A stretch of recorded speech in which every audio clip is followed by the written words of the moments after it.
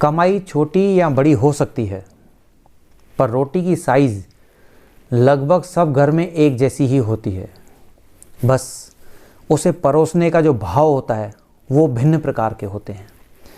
कितने भाव हैं, कितने तरीके से रोटी परोसी जाती है और उसका क्या असर होता है, यही जानने के लिए आज के इस वीडियो में हम एक नया संदेश लेकर आए हैं। इसे सुनें। प्रणाम। रोटी, 2 वक्त की रोटी कमाने में पूरी ज़िंदगी निकल जाती है, ये बहुत पुरानी कहावत है। रोटी खाने के लिए तो हर व्यक्ति लालायित रहता है। जब भूख लगती है तब रोटी ही काम आती है। परंतु रोटी क्या है, कहाँ से आती है, उस रोटी को खाने का क्या महत्व है, इस बारे में ज़्यादा लोग नहीं जानते हैं। आज हम इसी विषय पर बात करेंगे। एक बार की बात है, 2-4 बुजुर्ग किसी पार्क में बैठे हुए थे।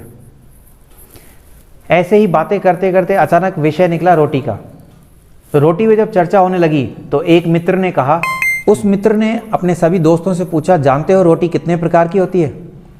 किसी ने कहा मोटी होती है, किसी ने कहा पतली होती है, किसी ने कहा कुछ कई प्रकार की होती है। तब उस दोस्त ने कहा, नहीं दोस्त, रोटी भावना और कर्म के हिसाब से 2 प्रकार की होती है। तब उस मित्र ने कहा, नहीं दोस्त, भावना और कर्म के आधार पर रोटी 4 प्रकार की होती है।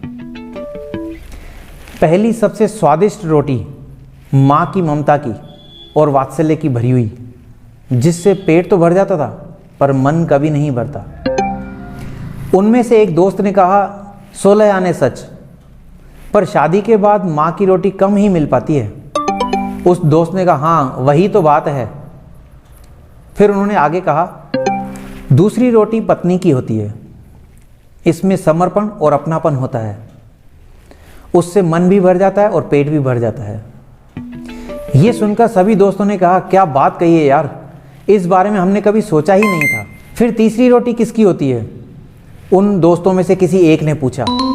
इस दोस्त ने कहा, तीसरी रोटी बहू की होती है, इसमें कर्तव्य भाव होता है, ये मन भी भर देती है, पेट भी भर देती है और हाँ, वृद्धाश्रम की परेशानियों से बचाती है। ये बात सुनकर थोड़ी देर उन सब के बीच में चुप्पी छा गई। हर व्यक्ति ये सोचने लगा कि ये सही बात है, लेकिन ये चौथी रोटी कैसी होती है? एक दोस्त ने चुप्पी तोड़ते हुए पूछा। इन्होंने जवाब दिया, चौथी रोटी नौकरानी के हाथ की बनी हुई होती है, न तो इससे पेट भरता है, न ही इंसान का कोई मन तृप्त होता है और स्वाद की तो कोई गारंटी नहीं होती है। क्यों? क्योंकि नौकरानी सिर्फ पैसे की वजह से ही काम करती है। तभी एक दोस्त ने पूछा, तो फिर हमें क्या करना चाहिए? इन्होंने कहा कि जो भी परिवार में रोटी बनती है वो भोजन और प्रसाद के रूप में होती है। उसमें सबका समर्पण भाव होता है, प्रेम होता है, संस्कार होते हैं। जबकि बाहर की रोटी जो नौकरानी के द्वारा बनाई हुई हो या फिर आप होटलों में खाते हैं, वो सिर्फ पैसे के भाव से बनाई जाती है। उसमें न स्वाद न सेहत, कुछ भी नहीं मिलता है। अब इस दोस्त ने बहुत ही महत्वपूर्ण बात कही, माँ की पूजा करो और पत्नी को हमेशा अच्छा दोस्त बनाकर उसके साथ जीवन जियो।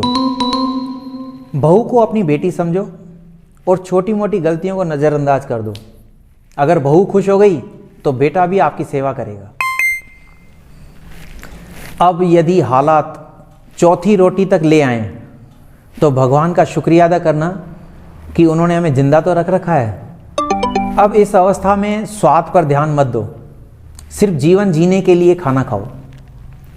कम खाओ ताकि बुढ़ापा बहुत अच्छे से कटे, बिना रोग के, बिना किसी तकलीफ के। और भगवान का शुक्रिया अदा करें कि हम लोग कितने भाग्यशाली हैं कि हमें खाने को तो मिल रहा है। दुनिया में करोड़ों ऐसे इंसान हैं जिनके सामने भोजन पड़ा हुआ है पर वो नहीं खा पाते हैं। करोड़ों ऐसे इंसान हैं जिनको 2 वक्त की रोटी खाने को नहीं मिलती है। करोड़ों ऐसे इंसान हैं जिनको खाना मिलता ही नहीं है। और हम उन भाग्यशाली लोगों में से होते हैं जिन्हें भूख लगने से पहले ही खाना मिल जाता है। खाना अगर घर का है तो वो खाना नहीं, भोजन है। भोजन भी प्रसाद के रूप में है। तो उसे प्रसाद बनाकर खाएं और सुखी जीवन जिएं। यही मंगल कामना हम ईश्वर से करते हैं। प्रणाम।